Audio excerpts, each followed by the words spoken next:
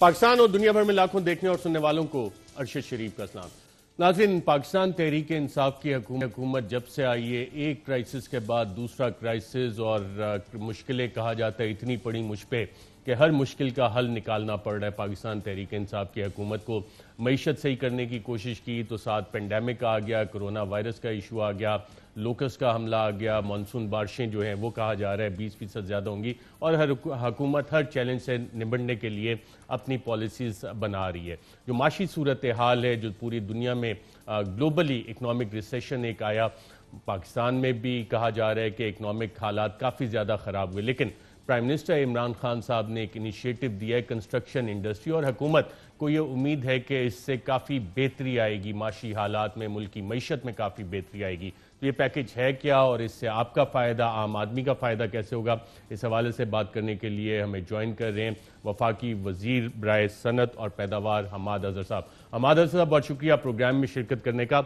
जो economic challenges हैं और प्राइम मिनिस्टर ने जो कंस्ट्रक्शन इंडस्ट्री का पैकेज अनाउंस किया है, इससे जो इकनॉमिक हमारे चैलेंजेस हैं उसमें किस तरह से निमटने में आसानी पैदा हो सकती है?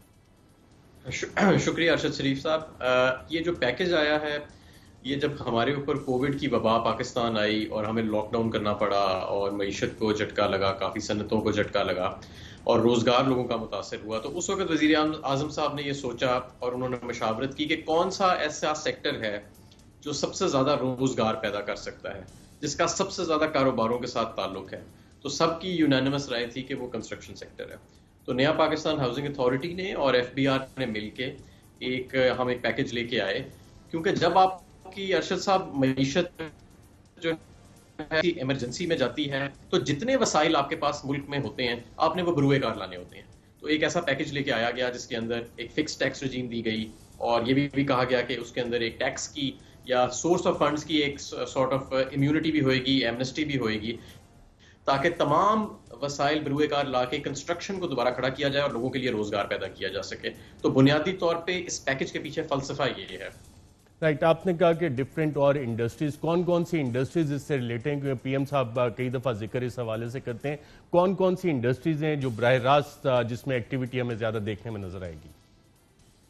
एक तो 40 के करीब इंडस्ट्रीज हैं जो बराह रास्त कंस्ट्रक्शन के साथ लिंक्ड हैं डायरेक्टली, जिसके अंदर कंस्ट्रक्शन मटेरियल्स हैं, सीमेंट है, बजरी है, रेत है, फ्लोरिंग्स हैं, टाइल्स हैं, सिरेमिक्स हैं, पाइप्स हैं, स्टील है, इस तरह की 40 इंडस्ट्रीज हैं। लेकिन जो इनडायरेक्टली कंस्ट्रक्शन के साथ जिस इंडस्ट्री के लिंकेजेस हैं, डायरेक्ट और इनडायरेक्ट अगर आप मिलाएं तो वो 150 के करीब पहुंचती हैं।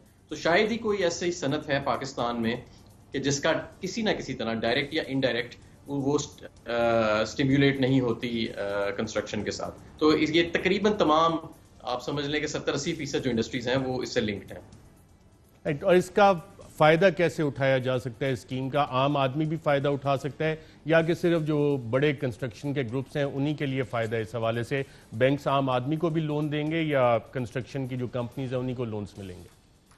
जी, मैं बिल्कुल वाज़े करता रहूं कि ये दोनों के लिए, ये कंपनीज के लिए भी है और ये इंडिविजुअल्स के लिए भी है। कंपनीज भी जो कोई नया प्रोजेक्ट पे डेवलपमेंट का शुरू करना चाहती हैं, कंस्ट्रक्शन का प्लॉट लेके उसे डेवलप करना चाहती हैं, उनके लिए भी फैसिलिटीज़ जो है वो मौजूद है। पूरा प्रोसीजर FBR की वेबसाइट पे मौजूद है। कोई इंडिविजुअल इसके बाद पुराना प्लॉट पड़ा है या वो नया प्लॉट खरीद के उसके ऊपर कोई कंस्ट्रक्शन करना चाहता है तो उसके लिए भी ये फैसिलिटी जो है वो है। और जहां तक बैंक इंटरेस्ट का ताल्लुक है तो ये बुनियादी तौर पे 5% बैंकों को कहा गया है कि वो जो अपना पूरा पोर्टफोलियो है उसको एलोकेट करें इस पैकेज के लिए। ये तकरीबन 300 अरब रुपए के करीब रकम बन जाती है।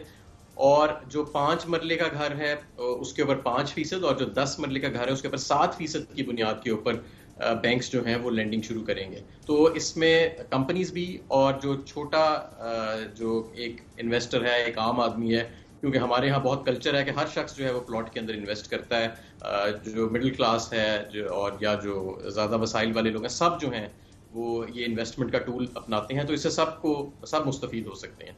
जब मिनिस्टर साहब, एक आदमी है जिसके पास 5 मरले का प्लॉट है, क्या वो कल बैंक जाके इस पे लोन ले सकता है और क्या शराइत उसको पूरी करनी होगी कि बैंक उसको 5% इंटरेस्ट रेट पे ये लोन दे देगा? बिल्कुल वो जा सकता है जी। एक तो ये कि 5, जैसे मैंने पहले कहा कि बैंकों को हदायत दी गई है कि वो 5 10% اپنا پورٹ فولیو علیحدہ کر لیں جو کہ بڑی رقم بنتی ہے, اور 5% کے اوپر اگر اس کا 5 مرلے کا پلاٹ ہے تو اس کو لینڈنگ دی جائے گی. یہ پلاٹ اس کا ہی اپنا پلاٹ ہی جو ہے وہ کولیٹرل بھی بن سکتا ہے, یعنی سیکیورٹی بھی بن سکتا ہے بینک کے لیے. تو جو ابھی تک ہمیں بینکس کے ساتھ ہمارا جو ہوا ہے انٹریکشن, تو وہ بہت انٹرسٹڈ ہیں یہ والے لونز ایڈوانس کرنے میں, کیونکہ گورنمنٹ نے 30 ارب روپے کی رقم جو ہے وہ یہ جو انٹرسٹ ریٹ کی سبسڈی کے لیے الوکیٹ کی ہوئی ہے اس بجٹ کے اندر, تاکہ یہ 5% اور 7% انکلوڈنگ آل انسیڈنٹلز چارجز یہ سارا شامل کر کے جو ہے وہ یہ اس کے اوپر لینڈنگ ہو سکے. منسٹر صاحب, عام آدمی جو کنسٹرکشن کرنا چاہ رہا ہے اس حوالے سے, آپ نے کہا کہ وہ 5 مرلے کی اگر اس کے پاس پلاٹ ہے تو اسی کو کولیٹرل رکھ سکتا ہے. ڈاکومنٹیشن اس حوالے سے جو ہے وہ کہ کافی ایک مشکل کام ہوتا ہے. عام حالات میں لوگ جائیں بینک قرضہ لینے تو کافی ساری کنڈیشنلٹیز فلفل کرنی پڑتی ہیں اور عام آدمی کو اکثر لون ملتا نہیں ہے. تو اس میں بھی کوئی آسانیاں پیدا کی گئی ہیں, اور کیا آسانیاں پیدا کی گئی ہیں کہ عام آدمی اپروچ کرے اور سمپل ڈاکومنٹیشن کے ساتھ اس کو یہ قرضہ مل سکے؟ ایک تو یہ کہ بینک اکاؤنٹ جو ہے وہ کھولنا لازمی, اس میں یہ رقم جمع کرانا جو ہے جو بھی وہ کیپٹل انجیکٹ کرے گا وہ لازمی رکھی گئی ہے, یہ ڈاکیومنٹیشن کی شرط ہے. لیکن ان سے سوال جو ہے وہ نہیں پوچھا جائے گا جو سیکشن 111 کے تحت سورس آف فنڈز کا پوچھا جاتا تھا, تو وہ نہیں پوچھا جائے گا سوال انلیس کے پروسیڈز آف کرائم ہیں, لیکن وہ ان موسٹ کیسز 99% کیسز میں تو ایسی کوئی چیز نہیں ہوتی. دوسرا, ایک ٹاسک فورس کا قیام کیا گیا ہے جس کی وزیر اعظم صاحب خود سربراہی کر رہے ہیں, اور جو ریڈ ٹیپ ہے کنسٹرکشن کے سیکٹر کے اندر, کہیں سے اپروولز لینی ہے, این او سیز لینی ہے, بینکس کے اوپر جو ریگولیشنز ہیں وہ اسٹیٹ بینک آف پاکستان دیکھ رہا ہے کہ کہاں پہ ہم اس ریڈ ٹیپ کو گلوٹین کر سکتے ہیں, یعنی ایلیمینیٹ کر سکتے ہیں یا منیمائز کر سکتے ہیں, تاکہ جو کنسٹرکشن کے پروجیکٹس ہیں چاہے وہ چھوٹے پروجیکٹس ہیں, چھوٹے سے چھوٹے آدمی کے لیے ایک 5 مرلے کا گھر ہو یا 10 مرلے کا گھر ہو, یا ایک بڑی کوئی ہاؤسنگ اسکیم ہے یا کوئی اور بلڈنگ ڈیولپمنٹ پروجیکٹ ہے, ان کے لیے ایک seamless process as of doing business کے ساتھ انٹروڈیوس کرایا جائے. کہ آپ نے بہت اچھی یہ بات کی کہ یہ آسانیاں پیدا کی جا رہی ہیں, تو اسٹیٹ بینک یہ بینکس کو ہدایات اس حوالے سے دے دی گئی ہیں کہ جو عام آدمی ہے وہ جب بینک کو اپروچ کرے تو اس کو سہولت کس طرح سے فراہم کرنی ہے, کیونکہ نارملی آپ 5 لاکھ روپے ایک عام آدمی لے کے جاتا ہے, بینک میں 10 اس سے سوالات ہوتے ہیں. اب اس حوالے سے کولیٹرل اگر وہ اپنا پلاٹ رکھنا چاہ رہے ہیں اور بینک سے قرضہ لینا چاہ رہے ہیں, اور میکسیمم قرضے کی لمٹ اس حوالے سے کیا ڈیفائن کی گئی ہیں, وہ ڈیٹیلز کب تک عوام تک پہنچ جائیں گی؟ یہ بھی اسٹیٹ بینک کی ویب سائٹ پہ اور ایف بی آر کی ویب سائٹ پہ آ جائیں گی. ہم نے کوشش کی ہے کہ کم سے کم رکاوٹیں ہوئیں اس کے اندر, اور کیونکہ بینکس جو ہیں وہ 5% اس کے لیے ایلوکیٹ کر رہے ہیں, 300 بلین کی رقم ہے, تو بینکس کا اپنا بھی انٹرسٹ ہے کہ وہ اس کو بہت زیادہ مارکیٹ کریں اور اگریسولی مارکیٹ کریں. تو ایسے نہیں ہے کہ بینکس جو ہیں وہ رکاوٹیں ڈالیں گے, ان کے اپنے انٹرسٹ میں ہے کہ جتنی جلدی ہو سکے, اور یہ کولیٹرل بیسڈ کیونکہ لینڈنگ ہوتی ہے, یہ سیف لینڈنگ ہوتی ہے قدرے, تو ان کا بینکس کا اپنا بھی انسینٹیو اور انٹرسٹ ہوئے گا کہ وہ سیک آؤٹ کریں اور اس کو ایڈوانس کریں ان لونز کو. اچھا, جو بڑی کنسٹرکشن کے گروپس ہیں وہ اس حوالے سے آپ نے اس میں ایک چھوٹ بھی دے دی ہے کہ جناب کوئی سورس آف فنڈز پوچھے نہیں جائیں گے, اس کی کوئی ٹائم لمٹ بھی ہے؟ 31 دسمبر کا ذکر ہو رہا ہے, یہ کٹ آف ڈیٹ 31 دسمبر سے کیا مراد ہے کہ 31 دسمبر تک انویسٹمنٹ پوری ہو جانی چاہیے, پروجیکٹ پورا ہو جانا چاہیے, یا 31 دسمبر 2020 وہ کٹ آف ڈیٹ کس حوالے سے؟ نہیں, جو یہ جو 31 دسمبر کی ڈیٹ ہے یہ پروجیکٹ کی ڈیکلریشن اور جو پروجیکٹ ہے اس کے شروع ہونے کی یہ ڈیٹ ہے. جو اس کی کٹ آف ڈیٹ ہے کہ آپ نے پروجیکٹ جو ہے وہ کمپلیٹ کرنا ہے وہ 30/9/2022 تک جو ہے وہ کرنا ہے. آپ نے بلڈنگ کی جو کمپلیشن ہے وہ 30/9/2022 تک جو ہے وہ پروجیکٹ کی کمپلیشن ہے. جو شروعات ہے یعنی اس کو جب ڈکلیئر کرنا ہے آپ نے ایف پی آر کے ساتھ, وہ 30 دسمبر 2020 ہے. اچھا منسٹر صاحب, کوئی بلڈر اگر کوئی اپارٹمنٹ بلڈنگ بناتا ہے اس حوالے سے اور وہ کہتا ہے کہ جی میں بھی نیا ہاؤسنگ پاکستان کا جو پروجیکٹ ہے اس کے تحت یہ اپارٹمنٹس دے رہا ہوں, تو اس کے لیے جو چیکس ہیں وہ چیک میکینزم کیا رکھا گیا, اور جو 3 لاکھ کی سبسڈی ہے وہ ان اپارٹمنٹس پہ بھی آئے گی, ان گھروں پہ بھی آئے گی جو کہ یہ بڑے بزنس مین بنائیں گے, بڑے کنسٹرکشن گروپ بنائیں گے؟ بالکل, دیکھیں ہم یہ چاہ رہے ہیں کہ یہ ہر طرح سے, کیونکہ دیکھیں جب ایک بڑا بلڈر بھی یا چھوٹا بلڈر یا ایک عام آدمی کنسٹرکشن کرتا ہے تو اس میں روزگار پیدا ہوتا ہے. ہمارا مقصد بیسیکلی یہ تھا کہ جو کووڈ کے دوران لوگوں میں بے روزگاری ہوئی ہے, اس اسکیم کے ذریعے, کیونکہ کنسٹرکشن سیکٹر میں سب سے زیادہ پوٹینشیل ہے روزگار جنریٹ کرنے کا, تو روزگار جو ہے وہ ملے. تو یہ سب کے لیے یہ جو اسکیمز ہیں یہ اویلیبل ہوئیں گی. اس کے اندر ہم نے کوئی وہ قدر ایسی نہیں رکھی ہے. میں یہاں پہ یہ بھی آپ کو بتاتا رہوں کہ یہ جو آپ نے بات کی بینکس کی، یہ 300 ارب کی رقم بنتی ہے. دیکھیں یہ چھوٹی رقم نہیں ہے. 300 ارب روپے اگر تمام بینکس اپنے پورٹ فولیو کا جو ہے وہ ایلوکیٹ کرتے ہیں اس رقم کے لیے، اس لیے انہیں چھوٹا بھی اور بڑا بھی تمام جو ہے وہ ایپیٹائٹ پوٹینشلی سیٹسفائی کرنے کی اس کے اندر سخت موجود ہے اسکیم کے اندر. منسٹر صاحب، ایک بات ہو رہی تھی، پرائم منسٹر نے بھی ذکر کیا، منسٹر فار انفارمیشن نے، کہ کالے دھن کے حوالے سے سوال نہیں پوچھا جائے گا. اور پاکستان تحریک انصاف کی جب حکومت آئی تھی وہ کہتے جی بلیک منی اور ان ساری چیزوں کے خلاف جائیں گے. اس میں اب چیکس اور میکینزمز کیسے آئیں گے؟ کیونکہ ایف اے ٹی ایف کی ریلیکسیشن کب تک ہے میں، اور اس کے بعد دوبارہ وہی والے رولز ریگولیشن سارے اپلائی ہونا شروع ہو جائیں گے، اور اس سال کے آگے ان ایگزیمپشنز کو کیسے انشور کیا جائے گا؟ دیکھیں جو کمپنیز کے لیے تو جو منی ہے وہ ایک کراس بینکنگ انسٹرومنٹ یعنی کراس چیک کے ذریعے جو ہے وہ ہم کر رہے ہیں کہ اس کی مینڈیٹری کر رہے ہیں. اسی طرح انڈیویجول اگر کوئی ہے تو اس کو بینک اکاؤنٹ اپنا کھولنا پڑے گا اور وہ کرنا پڑے گا. تو ایک دفعہ تو یہ جو کالا دھن ہے یہ ڈاکیومنٹڈ سیکٹر کے اندر ہی ہم لانا اس کو چاہ رہے ہیں. پروسیڈز آف کرائم جو ہیں ان کو ہم نے اس کے اندر ممانعت کر دی ہے فیٹف کی پروویژنز کو سامنے رکھتے ہوئے. دیکھیں بات یہ ہے کہ ماضی کے اندر جو لاز تھے پراپرٹی سیکٹر کے اندر، کوئی شخص نہ بھی چاہتا تو اس کا سفید دھن جو ہے وہ کالا ہو جاتا تھا. مثلا اگر آپ نے کوئی پلاٹ خریدا ہے تو اس پلاٹ کا اگر ڈی سی ریٹ ہی کم ہے، اس پلاٹ کا اگر ایف بی آر ریٹ ہی کم ہے، تو جو پلاٹ بندہ آپ کو بیچ رہا ہے، ہو سکتا ہے آپ پوری رقم پہ لینا چاہ رہے ہو لیکن جو پلاٹ آپ کو بندہ بیچ رہا ہے وہ کم رقم پہ بیچے گا، اس قسم کی ڈیوٹیز بچائے گا، وہ ڈی سی ریٹ پہ بیچے گا، وہ ڈکلیئر ڈی سی ریٹ پہ ہو جائے گا، اس کی رقم ایکچولی 5 گنا زیادہ ہے. آپ کا سارا سفید دھن نہ چاہتے ہوئے بھی وہ کالے دھن میں تبدیل ہو جائے گا. اب ہم نے اتنی بڑی جو سرمایہ کالے دھن کا پڑا ہوا ہے اس کو ہم نے کسی طرح ڈاکیومنٹڈ سیکٹر میں اور productive sector of the economy میں لانا ہے، بجائے کہ وہ صرف پلاٹس کے اندر پڑا رہے یا وہ کیش کی صورت میں پڑا رہے. اب وہ بلڈنگ میں ٹرانسفارم ہوئے گا، ایک انکم جنریٹنگ ایسٹ میں وہ ٹرانسفارم ہوئے گا. تو یہ جو ہمارا، جیسے میں نے کہا کہ ایمرجنسی کے دوران معیشت کے اندر جتنے بھی وسائل ہوں ان سب کو بروئے کار لانا چاہیے. اور آپ کے پاس ایمرجنسی میں یہ لگژری نہیں ہوتی کہ آپ ڈاکیومنٹیشن کی ضد جو ہے اس کے پیچھے آپ یہ اتنی بڑے جو وسائل یا امپلائمنٹ جنریٹنگ سیکٹر ہے اس کو یا یہ اپرچونٹی اس کو آپ اگنور کر دیں. اس کے باوجود اسکیم کے اندر ہم نے وہ ساری چیزیں بلٹ ان کی ہیں کہ یہ کالا دھن جب ایک دفعہ آ جائے گا آپ کی معیشت کے اندر تو یہ وائٹ اور ڈاکیومنٹڈ سیکٹر میں ہی رہے گا.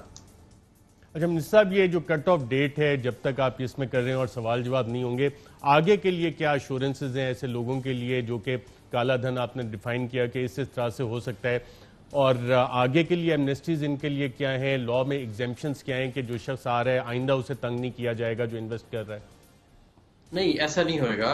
آپ نے دیکھا پہلے بھی اگر کبھی کوئی ایمنسٹی آئی ہے، پچھلے سال ہم ایک ایمنسٹی لے کے آئے تھے کیونکہ اس کے بعد ہم نے یہ فیصلہ کیا تھا کہ ہم یہ سی این آئی سی کی شرائط بھی لے کے آئیں گے اور ہم مختلف قسم کے آٹومیشنز اور لوگوں کا ڈیٹا ہم نے اکٹھا کیا جس کے اگینسٹ ہم ٹیکس پر. تو ہم نے ایک دفعہ لوگوں کو موقع دیا کہ آپ ایمنسٹی میں ڈکلیئر کریں اور لوگوں نے موقع دیا. پاکستان کی تاریخ میرا خیال ہے ان ٹرمز آف نمبرز دیکھیں جنہوں نے فائدہ اٹھایا تو سب سے بڑی ایمنسٹی تھی وہ.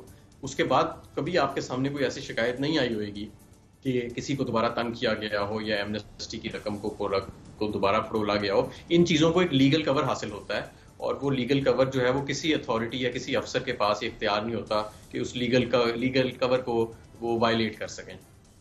منسٹر صاحب، اس پہ اوورآل اکانومی پہ آپ کتنا امپیکٹ اس سارے پیکج کا دیکھ رہے ہیں؟ کیونکہ کرونا آنے کے بعد منسٹر فار پلاننگ اور آپ کی حکومت نے کہا کہ ایون وزیر اعظم نے کہا 1 کروڑ سے زائد لوگ بے روزگار ہو سکتے ہیں. تو امپلائمنٹ کتنی جنریشن ہو سکتی ہے اور in terms of numbers economy میں آپ کتنا فائدہ دیکھ رہے ہیں، کتنی گروتھ دیکھ رہے ہیں؟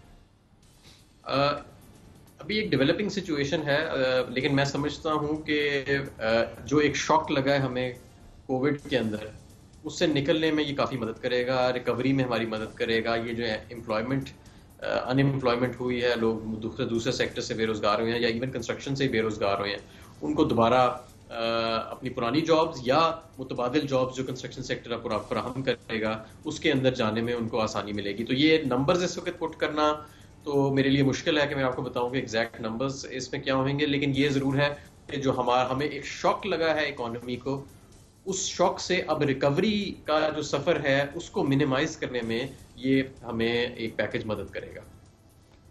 جو ریسٹرکشنز ہیں کرونا وائرس کی وجہ سے، جو ریلیکسیشنز بھی کچھ ہوتی جا رہی ہیں، تو جو کنسٹرکشن انڈسٹری میں لوگ اس میں اب کام کرنا شروع کریں گے دکانوں کے حوالے سے، اس حوالے سے کووڈ کے حوالے سے بھی کوئی نئی انسٹرکشنز آئیں گی، ریلیکسیشنز آئیں گی؟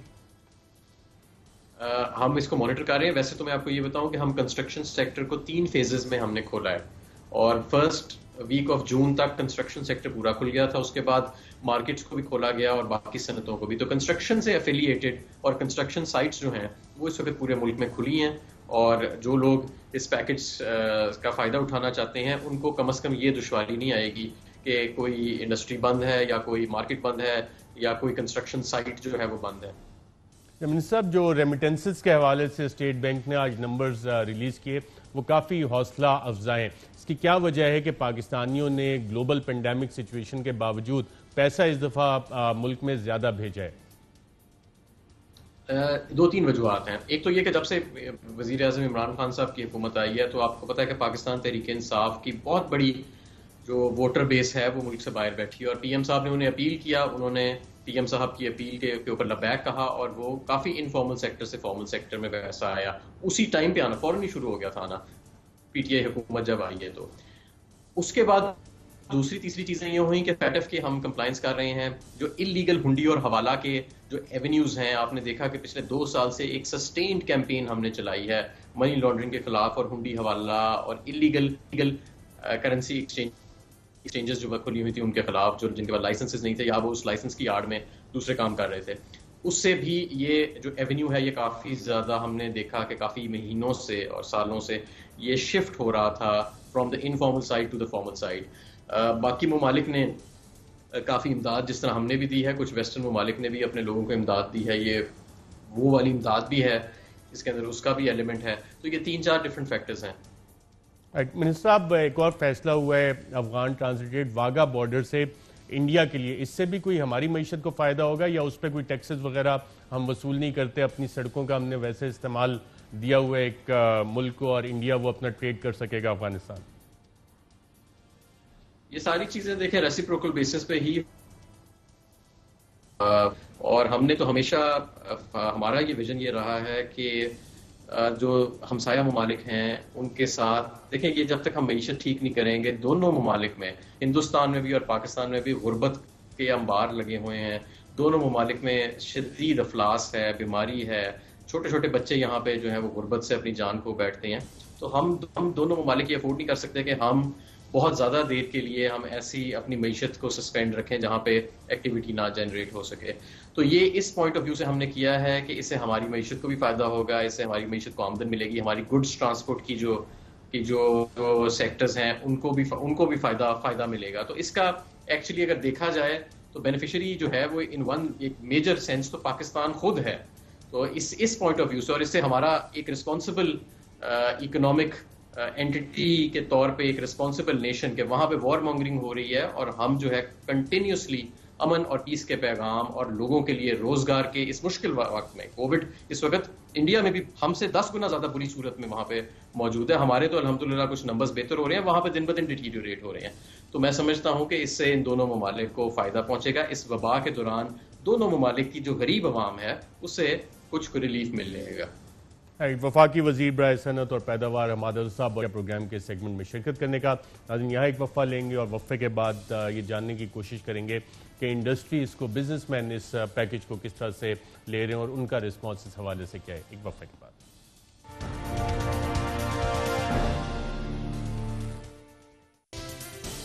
ویلکم بیک ناظرین. حکومتی کنسٹرکشن پیکج کے حوالے سے بات کرنے کے لیے ہمارے ساتھ اسلام آباد اسٹوڈیوز میں موجود ہیں عقیل کریم ڈیڈی صاحب، معروف پاکستان کی کاروباری شخصیت. بہت شکریہ پروگرام میں شرکت کرنے کا. جو حکومت نے پیکج اناؤنس کیا ہے کنسٹرکشن انڈسٹری کا، اس کو آپ کیسے دیکھتے ہیں؟ پازیٹیو ہے اور اس سے معیشت کو کوئی فائدہ ہوگا؟ ارشد بھائی، آپ سوچ نہیں سکتے یہ جو پیکج ہے یہ ٹرن اراؤنڈ کر دے گا پاکستان کو. صرف آپ یہ دیکھیں کہ پاکستان میں اس طرح کی پیکج پہلے کبھی بھی نہیں آیا، اور یہ پیکج دینے کے لیے گورنمنٹ کو کتنی تکلیف ہوئی ہے، کتنی محنت کرنی پڑی ہے، وہ ہمیں پتہ ہے کیونکہ ہم ان سے کانٹیکٹ میں تھے. نیا پاکستان ہاؤسنگ اتھارٹی بنائی گئی، ان کا سپورٹ تھا، فورسز کا سپورٹ تھا. پرائم منسٹر میرے خیال سے جتنی میٹنگیں کی ہے، میں سمجھتا ہوں ان کو یہ احساس ہو گیا تھا کہ پاکستان میں کام کرنا آسان نہیں ہے. پھر بینکوں کو کنونس کرنا یہ امپاسبل کام تھا. پھر گورنمنٹ آپ یہ دیکھیں کہ فکس ٹیکس ریزیم میں آپ کے اس کو لے کے آئیے کہ آپ اتنے اسکوائر فٹ بنائیں گے تو اتنا ٹیکس آپ نے دینا ہے پر اسکوائر فٹ, جو پہلے کبھی بھی پاسبل نہیں تھا. اب فکس ٹیکس پہ جب آپ آ گئے تو آپ کے 1 لاکھ اسکوائر فٹ کی بلڈنگ آپ بنا رہے ہیں, اب 200 روپے ٹیکس ہے تو 200 سے آپ کیلکولیٹ کر لو اور آپ کو کوارٹرلی قسطیں دینی ہے. اس سے فائدہ کیا ہوگا کہ پہلے گورنمنٹ کو یہ ٹیکس ملتا نہیں تھا, چوری کی نظر ہو جاتا تھا, لوگ اپنی ایکچوئل کاسٹ کبھی بھی نہیں دکھاتے تھے. بلڈر ہائیسٹ, کیونکہ ظاہری بات ہے اتنے زیادہ جب آپ ٹیکس رکھتے ہیں, وتھ ہولڈنگ ٹیکس لگتے ہیں, ٹرانسپورٹ پہ ٹیکس, ہر طرح کے ٹیکس بلڈرز پہ بہت زیادہ تھے, وہ اس میں کرپشن زیادہ ہوتی تھی, وہ سارا پیسہ ادھر ہی جاتا تھا. کرپشن کا راستہ روکا ہے یہ کرپشن چاروں طرف سے روک دیا ہے, روکا نہیں ہے, چاروں طرف سے سیل کر دیا ہے. اب یہاں کسی بھی بلڈر کے پاس کوئی پیسہ لینے نہیں جا سکتا. آپ کو ٹرانسپورٹ کے لیے جب جاتے ہیں تو بھی پیسے دینے پڑتے ہیں, اب آپ کو ضرورت نہیں ہے. 1 ونڈو آپریشن, آپ اپروول کے لیے جائیں گے, آپ کو کوئی مسائل نہیں آئیں گے. Number 3 withholding tax cement اور اسٹیل کو چھوڑ کے سارا ختم کر دیا.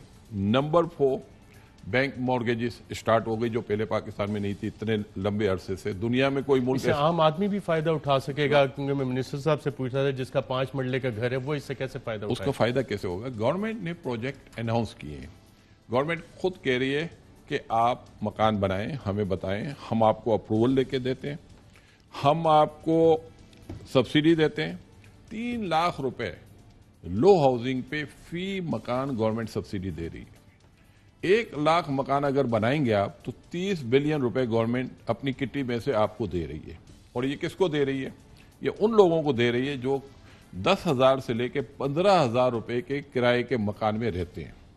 اب وہ 10-15,000 روپے قسط دیں گے اور 20 سال میں وہ مکان کا مالک بن جائے گا. اگر یہ قسط دیتا ہے 10,000 روپے, کرایہ دیتا ہے 15,000 روپے یا 10,000 روپے, تو سال کے بعد 1,000 روپے بڑھ جائے گا, 10 سال کے بعد 10,000 ڈبل ہو جائے گا, 20 سال کے بعد اس سے ڈبل ہو جائے گا. تو یہ آپ دیکھیں کہ پہلے کوئی مڈل کلاس اور لوور کلاس یہ سوچ نہیں سکتی تھی کہ ہم مکان کے مالک بن سکتے ہیں, اب بن جائیں گے. اب بینیفٹ کیا ملے گا ان کو کہ کنسٹرکشن کاسٹ بہت زیادہ کم ہوگی. پھر گورنمنٹ زمینیں خود بھی دے رہی ہے اور پرائیویٹ سیکٹر کے لوگ بھی لا رہے ہیں. اور میرا یہ خیال ہے کہ ہمارے لوگوں میں اتنی تو شرم ہوگی کہ ایک آدمی 20,000 25,000 روپے کما رہا ہے.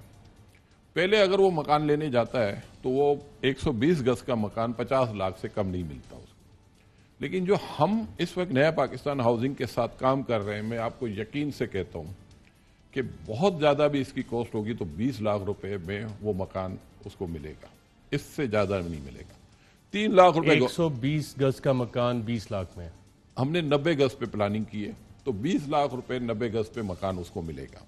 750 اسکوائر فٹ ہوگا جس میں 3 روم اچھے بن جائیں گے, ڈائننگ بھی ساتھ میں ہو جائے گا, لابی ہو جائے گی یا ڈائننگ روم ہو جائے گا, کچن ہو جائے گا, اس طرح. اب آپ یہ سوچیں کہ یہ چھوٹے لوگ بیچارے 12,000 روپے کرایہ دیتے ہیں. اگر 12,000 روپے وہ 20 سال کی قسط دے دیتا ہے تو 12,000 کا مطلب یہ ہو گیا کہ 1,44,000 سال کا, 14,40,000 10 سال کے, 20 سال کے 28,80,000. اب وہ قسطیں انٹرسٹ دینے کے بعد وہ اس کا مالک بن جائے گا. اور یہ مکان بننے کے بعد اگر وہ 2 سال کے بعد بیچنا بھی چاہے تو میں یہ یقین سے کہہ سکتا ہوں کہ یہ ڈبل پرائس تو منیمم ہوگی, تو بینک کی سیکیورٹی بھی اس کے پاس ہوگی کہ یہ جو مکان اس کے پاس جو گورنمنٹ 17 لاکھ میں دے رہی ہے وہ مورگیج ہو جائے گا اور اس کو کسی قسم کی فردر سیکیورٹی نہیں دینی پڑے گی. میں اگر کہیں مکان خریدتا ہوں اپنے لیے تو مجھے ڈیفینیٹ 50% سیکیورٹی دینی پڑے گی. لیکن جو نیا پاکستان ہاؤسنگ کا ماڈل ہے اس میں میں یقین سے کہہ سکتا ہوں کہ لو ہاؤسنگ والوں کو کسی قسم کی پرابلم نہیں ہوگی. مڈل کلاس کو شاید ہو سکتا ہے کچھ سیکیورٹی دینی پڑے, اپر کلاس کو زیادہ دینی پڑے گی. تو ماڈل جس طرح کا ہے, جس طرح کا پیکیج ہے, اس پیکیج میں ہر جگہ گورنمنٹ نے بینیفٹ دیے اور یہ ہاؤسنگ سیکٹر میں کبھی نہیں ہوا. اس سے معیشت پہ اوورآل کیا فرق پڑے گا؟ پورے معیشت اس کی وجہ کس طرح کہ 40 سے لے کے 45 انڈسٹری اس سے وابستہ ہے آج اگر یہ پیکیج گورنمنٹ اناؤنس نہیں کرتی تو آپ یقین کریں آپ کی اسٹیل میں اتنی بڑی ایکسپینشن بھی تھی پچھلے سالوں میں، یہ اسٹیل ملیں میں نے دیکھا تھا آدھی بند ہو گئی تھی. سیمنٹ سیکٹر کی کیپیسٹی اتنی زیادہ بڑھ چکی تھی، 2 لاکھ ٹن سے اوپر تھی، 2.5 لاکھ ٹن، وہ لاکھ ٹن نہیں بیچ پا رہے تھے. تو یہ ٹرن اراؤنڈ ہو جائیں گے سارے کے سارے سیکٹر. پھر آپ یہ دیکھیں کہ کتنا عرصہ لگے گا ٹرن اراؤنڈ؟ میرا خیال ہے کہ جون کے فگر ہم نے سیمنٹ کے دیکھیں بہت اٹریکٹیو فگر آئے، اور میں سمجھتا ہوں ایکٹیویٹی شروع ہو چکی ہے. کرونا کی وجہ سے لوگ تھوڑے سے احتیاط برت رہے ہیں، لیکن یہ جیسے ایشو ریزالو ہوتا ہے میں آپ کو یقین سے کہہ سکتا ہوں پاکستان میں لیبر آپ کو نہیں ملے گی. سب سے بڑا بینیفٹ لیبر کو جائے گا، کیونکہ آج بھی اس وقت لیبر کے 800 سے لے کے 1200 روپے ریٹ ہو چکے ہیں، اور یہ 1500 بھی ہو سکتے ہیں، اور یہ ہونے چاہیے، کیونکہ آپ لیبر کلاس کو 1000 روپے دیاری دے کے ان کا گزارا نہیں ہو سکتا اس ملک میں. اور یہ آنے والے دنوں میں دیکھیں گے ایکٹیویٹیز. میرا خیال ہے کہ صرف آپ یہ سوچیں کہ لاکھ گھر تو صرف لو ہاؤسنگ کے بنیں گے، مڈل کلاس کے لیے بھی لاکھ بنیں گے، اپر کلاس کے لیے بھی لاکھ بنیں گے. ایک پوری دنیا میں اکنامک ریسیشن آیا، پاکستان بھی اس کا شکار ہوا. جو پاکستان کی معیشت کے حوالے سے جتنے بھی نمبرز آئے، رپورٹس آئی، حکومت نے خود بھی کہا کہ جی بہت معاشی حالات خراب ہو گئے. کیا واقعی اتنے زیادہ حالات خراب ہو گئے؟ دیکھیں ہم اس برائی سے بچ گئے ہیں. دنیا کی جو کنڈیشن ہے ہماری نہیں ہے. اس کی وجہ بتاتا ہوں. آپ کی ایکسپورٹ پہ بہت بڑا امپیکٹ نہیں آیا، آپ کی ریمیٹنس پہ بہت بڑا امپیکٹ نہیں آیا، آپ کی ایکسپورٹ پہ امپیکٹ نہیں آیا، آپ کی امپورٹ پہ بڑا امپیکٹ آیا. ہم شاید اس کے بہت بڑے لوزر نہیں ہیں.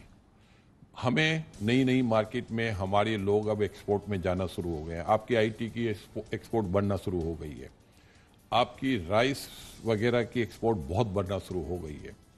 تو ہم شاید اتنی زیادہ پرابلم میں نہیں آئے جتنی دنیا پرابلم میں آئی ہے. اور سب سے بڑا جو ہم نے جو ہینڈل کیے سچویشن، ہم نے نوٹ نہیں چھاپے. ہر ملک نے اپنے ملک میں کسی نے ڈالر چھاپے، کسی نے پاؤنڈ چھاپے، کسی نے یورو چھاپے، کسی نے کچھ چھاپ دیے. پاکستان نے صرف اور صرف کامرشل بینک سے بوروئنگ کی. یہ بہت بڑی بات ہوتی ہے کہ آپ نے اپنی اکنامی کو سنبھالا بھی، اور آپ نے وہ سٹیپس لیے ہیں کہ آگے آپ کو پرابلم نہیں آئے گی. اگر آپ یہ نوٹ چھاپ دیتے تو ڈیفینیٹ انفلیشن آتا، پھر آپ کے انٹرسٹ ریٹ بڑھتے، پھر مہنگائی ہوتی، پھر لوگوں کو بے روزگاری ہوتی. لیکن یہاں ہم نے اپنے آپ کو بچایا ہے. پھر آپ یہ اس وقت دیکھیں آپ کے ریزرو بڑھ رہے ہیں. پھر روپی اور ان ڈالر کی جو ریئل ریٹ ہوتا ہے اس میں ابھی بھی آپ انڈر ویلیو ہیں. پہلے ہم کیوں پرابلم میں آئے؟ اگر 2013 سے لے کے 2017 میں آپ جائیں تو آپ 1.124 پہ تھے. وہاں ہمیں الارمنگ سچویشن تھی، اس پہ ہم نے اپنے آپ کو ٹھیک کرنے کی کوشش نہیں کی. اگر ہم کرتے تو شاید ہو سکتا ہے اتنے بڑے ڈیفیسٹ پہ نہ جاتے، اتنا بڑا ٹریڈ ڈیفیسٹ نہ ہوتا، اتنا بڑا کرنٹ اکاؤنٹ خسارہ نہ ہوتا.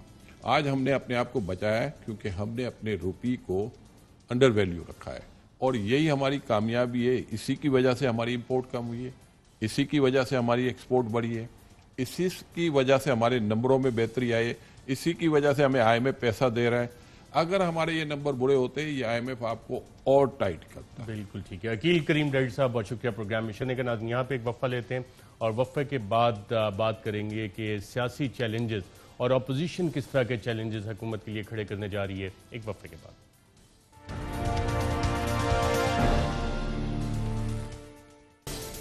ویلکم بیک ناظرین. پروگرام کے سیگمنٹ میں ہمارے ساتھ موجود ہیں وفاقی وزیر برائے science and technology Fawad Chaudhry صاحب. منسٹر صاحب بہت شکریہ پروگرام میں شرکت کرنے کا. پہلے تو آپ کی وزارت سے ریلیٹڈ ہی پوچھ لیتے ہیں آپ سے، کیا یہ پاکستان میں پہلی دفعہ ہو رہا ہے کہ وینٹیلیٹرز بن رہے ہیں پاکستان میں، اور پاکستان ایکسپورٹ بھی کرے گا ان کو؟ دیکھیں ارشد صاحب، یہ جو وینٹیلیٹرز ہیں نا، یہ تو بڑی کمپلیکس مشین ہے. پاکستان میں تو ہم اسٹیتھوسکوپ بھی خود نہیں بناتے. ڈاکٹرز کا ہم $2.1 بلین کی امپورٹ کرتے ہیں، جو الیکٹرو میگنیٹک انجینئرنگ کی، یا یہ جو ایم آر آئی مشینز ہیں، ایکس رے مشینز ہیں، ہماری ڈائلیسس مشینز ہیں، یہ ساری ہم $2.1 بلین کی امپورٹ کرتے ہیں. پھر $1 بلین کے ہم سروس ایگریمنٹس کرتے ہیں. سو ہم تو اپنا تو کچھ بھی نہیں بناتے. یہ تو پہلی موقع ہے کہ ہم پہلی بات تو یہ کہ وینٹیلیٹرز تو دنیا میں ہی بہت کم ممالک بناتے ہیں. کوئی 15 سے زیادہ ملک نہیں ہے جو وینٹیلیٹر جیسی کمپلیکس مشین بناتے ہوں. تو یہ تو یقیناً ایک نئی مشین ہے، لیکن اس کا جو اصل فائدہ یہ ہوا ہے کہ اب پاکستان کے اندر ایک یہ جو میڈیکل انجینئرنگ کی ایک پوری نئی انڈسٹری جو ہے وہ بننا شروع ہوئی ہے. اور انشاءاللہ تعالیٰ آپ دیکھیں گے کہ اگلے 2 سے 3 سال میں ہم اگر $1 بلین کی ریپلیسمنٹ کر سکیں اپنے میڈیکل اکوپمنٹ میں تو یہ بہت بڑی کامیابی ہوگی. اچھا منسٹر صاحب نے دیکھا ہے کہ اکثر سائنس اینڈ ٹیکنالوجی منسٹری کو اتنی اہمیت نہیں دی جاتی تھی اور منسٹرز کو اکثر پارک کرنے کے لیے بھیجا جاتا تھا، اور جب آپ بھی وزارت اطلاعات سے ادھر آئے تو امپریشن ایک جنرلی یہی کریٹ ہوا. آپ نے جتنے انیشیٹوز اس منسٹری میں لیے ہیں تو یہ پاکستان میں اہم وزارتوں میں اب آپ اس کو کس جگہ پہ ریٹ کریں گے؟ دیکھیں جی، دنیا میں تو جو ملک آگے جاتے ہیں تقریباً جو زیادہ تر ممالک میں تو پرائم منسٹر صاحبان جو ہیں وہ خود سائنس اور ٹیکنالوجی کے منسٹر ہیں. کئی جگہوں کے اوپر ڈپٹی پرائم منسٹر جو ہیں وہ سائنس اینڈ ٹیکنالوجی کے منسٹرز ہیں. تو آپ روٹین کے آلو مٹر گاجر بیچ کے تو آپ فرسٹ ورلڈ میں نہیں جا سکتے. ظاہر ہے کہ آپ نے آؤٹ آف باکس اگر سوچنا ہے تو آپ کو سائنس کے اوپر، ٹیکنالوجی کے اوپر ریلائی کرنا پڑے گا. اور وہ ملک جو سائنس اور ٹیکنالوجی کے اوپر ریلائی نہیں کریں گے، جو علم کے اوپر، دلیل کے اوپر، منطق کے اوپر اپنی پالیسیز کی بنیاد نہیں رکھیں گے، وہ آگے نہیں جا سکتے. اور سمپل بات ہے، اس لیے جب جو سائنس اینڈ ٹیکنالوجی پاکستان میں تو خیر ہم نے پچھلے جو 10 سال تھے 2008 کے بعد، آپ دیکھیے پاکستان شاید دنیا کا واحد ہی ملک ہوگا جہاں 0.64% GDP کا خرچ ہو رہا تھا جب مشرف صاحب گئے، اور 10 سالوں میں یہ کم ہو کے 0.24% رہ گیا.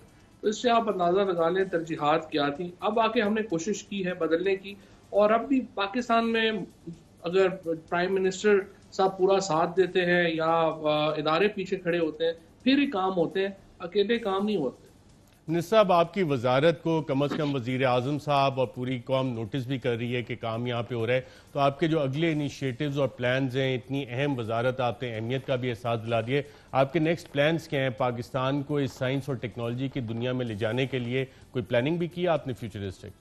اچھا صاحب، ایکچولی میں نے تو سارے جو پلان کیے ہیں وہ 3 سال، 5 سال اور 7 سال کے پروجیکٹ ہم نے پلان کیے ہیں، کیونکہ اس دنیا میں 10 سال سے بڑی پلاننگ جو ہے وہ نہ کرنی چاہیے، نہ ہو سکتی ہے. کوئی ایلان مسک آ جاتا ہے، بل گیٹس آ جاتا ہے، زکربرگ آ جاتا ہے، وہ پوری آپ کی پلاننگ جو ہے اوپر نیچے چینج ہو جاتی ہے. لہٰذا پہلے تو ہم نے جو پلاننگ کی ہے 3 شعبے ہم نے چنے ہیں. کیمیکلز کا ہے، دوسرے نمبر کے اوپر الیکٹرانکس ہے، اور تیسرے نمبر کے اوپر پریسیژن ایگریکلچر ہے. یہ جو ایگریکلچر کے اوپر آپ دیکھیں گے کہ انشاءاللہ آج بھی ہم نے جو پہلا پاکستان کے اندر پہلے NRTC نے ایک ایگریکلچر ڈرون بنایا ہے، اب ایک پرائیویٹ کمپنی جو ہے انہوں نے ایک پورا فلیٹ ڈرونز کا بنایا ہے جو ایگریکلچر میں یوز ہوگا. اور ڈرون جو ہے وہ ایگریکلچر کا ایک بہت ہی امپورٹنٹ امپلیمنٹ ہوگا آئندہ آنے والے دنوں میں. تو ہم ایک پریسیژن ایگریکلچر کا جو میں انشاءاللہ پھر آپ کے ساتھ پورا ریویل کروں گا کہ اس سے بالکل ہمارا جو چھوٹا کسان ہے اس کی قسمت بدل جائے گی انشاءاللہ. جو ہم اگلا پروجیکٹ جو ہے وہ لا رہے ہیں، پہلے پرائم منسٹر صاحب کو بریف کر دوں، اس کے بعد پھر جو ہے وہ آپ کے پاس میڈیا کے پاس لے کے آئیں گے. اور یہ ایک ایسا پروجیکٹ ہوگا جس سے ہماری 2.5 ایکڑ 5 ایکڑ 12.5 ایکڑ کا جو کسان ہے اس کی بالکل آپ دیکھیں گے کہ انشاءاللہ قسمت بدل جائے. کچھ سیاسی ڈرون حملوں کی بھی بات کر لیتے ہیں. اپوزیشن آج کل بالکل چارجڈ اپ ہو رہی ہے آپ کی حکومت کے خلاف، اور پاکستان پیپلز پارٹی کے چیئرپرسن نے تو آج باقاعدہ وارننگ دی ہے کہ وہ سڑکوں پہ نکل آئیں گے. مولانا فضل الرحمان صاحب بھی تیاری کریں. کتنا سیریسلی لے رہی ہے حکومت ان چیلنجز کو، سیاسی چیلنجز کو؟ دیکھیے بات یہ ہے اشرف صاحب کہ میں آپ کے سامنے میں کبھی لگی لپٹی بات نہیں کرتا، کوشش کرتا ہوں کہ حقیقت کے بڑے قریب رہ کے بات کروں. اپوزیشن کا کوئی بڑا چیلنج نہیں ہے، نہ تو بلاول صاحب کا قد ہے اور نہ ہی جو ہے وہ اس وقت مسلم لیگ نون میں جب تک وہ اپنا جھگڑا ان کا ختم نہ ہو جائے کہ ان کے لیڈر آخر لیڈ کس نے کرنا ہے. نواز شریف صاحب نے کرنا ہے، یا وہ ریٹائر ہو گئے ہیں اور شہباز شریف صاحب نے کرنا ہے، یا مریم نواز نے کرنا ہے. تو سب سے پہلے تو PMLN کے اندر ایک اندرونی جو سکسیشن کی بیٹل ہونی ہے وہ ہونی ہے، کیونکہ پاکستان میں ہم جمہوریت تو کرتے ہیں لیکن ہماری پولیٹیکل پارٹیز کا کوئی سٹرکچر تو ہے نہیں.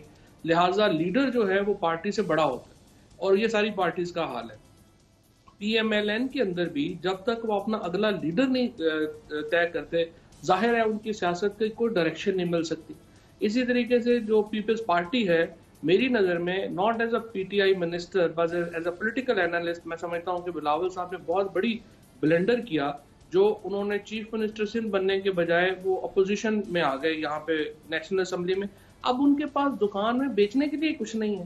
آپ یہ صرف آ کے 2-4 تقریریں کر کے پریس کانفرنسز کر کے ایک ریٹرک لے کے کس طریقے سے آپ جو ہے وہ چیلنج کر سکتے ہیں جب آپ کی گورننس سندھ میں اتنی بری حالت ہے, آپ کے یہاں جے آئی ٹیز بن رہی ہیں, جو حالات ہیں اس میں آپ آ کے جب تک آپ اپنی جو دکان جس میں آپ بیٹھے ہوئے ہیں اس کو شو کیس نہیں کر سکتے تو آپ نے باقیوں کے اوپر کیا کرنا ہے.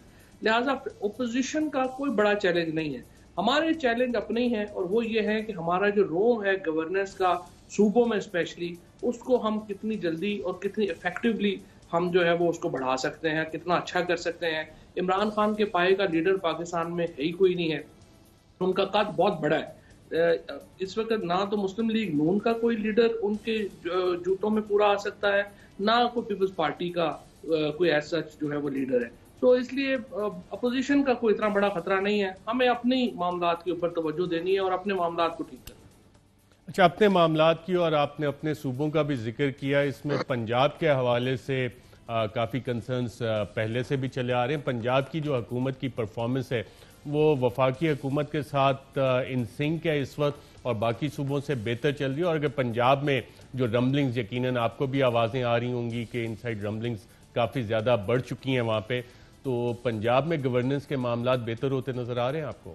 دیکھیں جی, سب سے پہلی بات تو یہ ہے کہ میری نظر میں شخصیات کا معاملہ نہیں ہے, مسئلہ یہ ہے کہ آپ سسٹمز کیسے بہتر کرتے ہیں. ہمیں جو ہے وہ جب تک فیڈرل کیبنٹ ایک نہیں 2 بار کہہ چکی ہے پروونشل فائنانس کمیشن ہونا چاہیے, پروونشل فائنانس کمیشن نہیں ہو رہا. وفاقی حکومت کی طرف سے اتنا پیسہ صوبوں میں جاتا ہے, وہ جا کے جو پروونشل ہیڈ کوارٹرز ہیں وہاں سٹک ہو جاتا ہے اور اس کے بعد ڈسٹرکٹس میں وہ جا نہیں رہا. یہ گراس وائلیشن ہے آرٹیکل 140A کی, لیکن پیسہ جو ہے وہ نہیں جا رہا ڈسٹرکٹس میں, جس کی وجہ سے جو ڈسٹرکٹس ہیں وہ گلا کرتے ہیں کہ ہمارے پاس ریسورسز نہیں ہیں. تو NFC ایوارڈ کا تو مقصد ہی ختم ہو جاتا ہے اگر آپ پروونشل فائنانس کمیشن نہیں کرتے. اسی طریقے سے آپ کو بیوروکریٹک اصلاحات کی ضرورت ہے. میں آپ کو بتاؤں ارشد صاحب, آپ تو خود خیر اتنا سالوں سے کور کر رہے ہیں, یہ گریڈ 22 میں جو فیڈرل سیکرٹری لگتا ہے اس کی یا تو سب سے چھوٹے بیٹے کی شادی ہو رہی ہوتی ہے بچے کی یا بیٹی کی, یا وہ اپنا گھر مکمل کرا رہا ہوتا ہے, اس کو کوئی انٹرسٹ ہی نہیں ہوتا. 6-8 مہینے میں وہ ریٹائر ہو رہا ہوتا ہے, اس کو نہ منسٹری سے کوئی انٹرسٹ ہوتا ہے نہ کوئی پروجیکٹ سے انٹرسٹ ہوتا ہے. اب جب تک یہ بیوروکریٹک ریفارمز نہیں ہوں گی, جب تک آپ جو ہے وہ جوڈیشل ریفارمز نہیں ہوں گی, جب تک یہ پولیس ریفارمز نہیں ہوں گی, تو یہ تو روٹین جو ہے وہ چلتی رہے گی. ہمیں بڑی ریفارمز کی طرف جو ہے وہ فوری طور کے اوپر جانا چاہیے.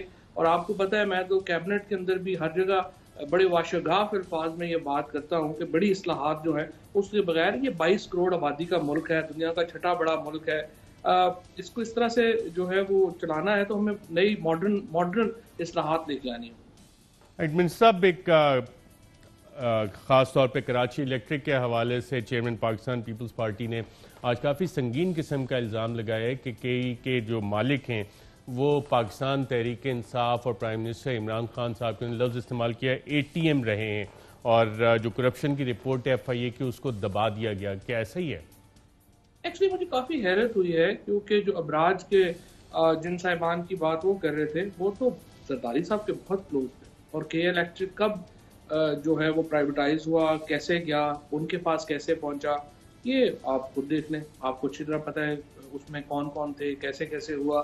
اور جو ابراج والے ہیں انہوں نے کس طرح سے پیپلز پارٹی کی فنڈنگ کی. تو ایکچولی میں کافی اس کے اوپر سرپرائز ہوا ہوں کہ انہوں نے ان کا نام دیا ہے, اور اب اگر ان سے جس طرح سے پوچھنا چاہیے کہ ان کا کیا ورژن ہے اس کے اوپر یا وہ کیا بات جو ہے وہ کریں گے. لیکن حقیقت یہ ہے کہ یہ جو بھی ٹرانزیکشن ہوئی وہ پیپلز پارٹی کی لیڈرشپ جو ہے وہ بہت قریب تھی ان کے, اور ان کا آئی ڈونٹ نو کہ کیسے انہوں نے نام دیا. کہ کراچی الیکٹرک کے سبسڈی کا معاملہ, ساتھ ان کا پر یونٹ ریٹ جو ہے اس کے انکریز ECC نے ٹیک اپ بھی کیا تھا, ساتھ شنگھائی الیکٹرک نے اپنا انٹرسٹ دوبارہ سے شو کیا ہے ایکوائر کرنے کے لیے ڈائریکٹلی یا انڈائریکٹلی شیئرز. جو آؤٹ اسٹینڈنگ لائبلٹیز ہیں جو آڈیٹر جنرل آف پاکستان کی رپورٹ میں ہی مینشن ہے, اور جو بلاول صاحب جس رپورٹ کا ذکر کرے تھے اس میں بلینز کی آؤٹ اسٹینڈنگ لائبلٹیز ہیں, اس کا کچھ حل نکالا جا رہا ہے؟ یہ لائبلٹیز کون پے آف کرے گا، یا کہ حکومت پاکستان اس میں کوئی فارمولا بنائے گی کہ جی اسٹیٹ شوڈ ایبزارب اٹ، اور بغیر معاہدوں کے اتنے سالوں سے یہ ان کو گیس بھی دی جا رہی ہے، بجلی بھی دی جا رہی ہے ایکسٹرا؟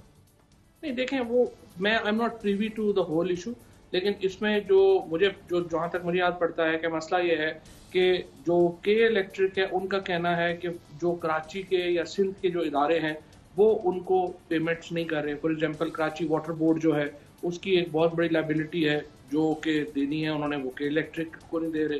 کے الیکٹرک کہتے ہیں جی وہ دیں گے یا ہم ان کی بجلی کاٹتے ہیں یا پھر جو ہے وہ آپ اس کو جو ہے وہ گیس اس کے پیسے میں دے.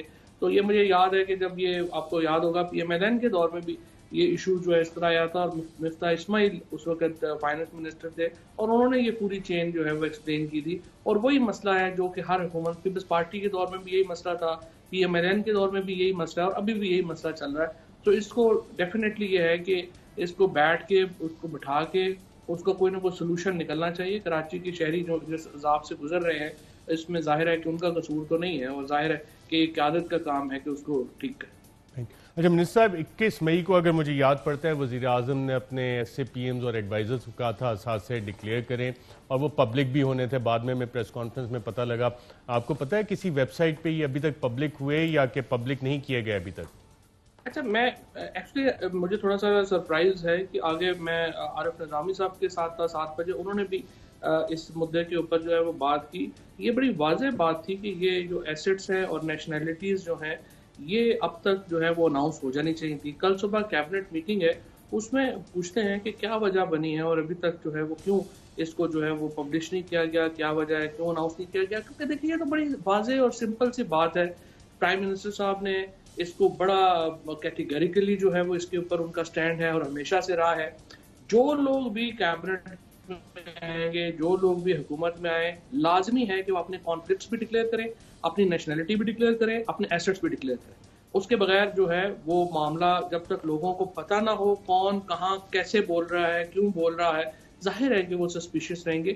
اور زیادہ تر جو ایس اے پی ایمز اور ایڈوائزرز تھے ان کو اس پہ کوئی اعتراض بھی نہیں تھا. اب مجھے نہیں پتا کہ ابھی تک پبلش کیوں نہیں ہوئے، کل انشاءاللہ اس پہ پوچھتے ہیں. بالکل ٹھیک ہے. وفاقی وزیر برائے سائنس اینڈ ٹیکنالوجی، بہت شکریہ ہمیں شرکت کرنے کا. ناظرین آج کے پروگرام میں اتنا ہی، اجازت دیجیے گا. اللہ حافظ.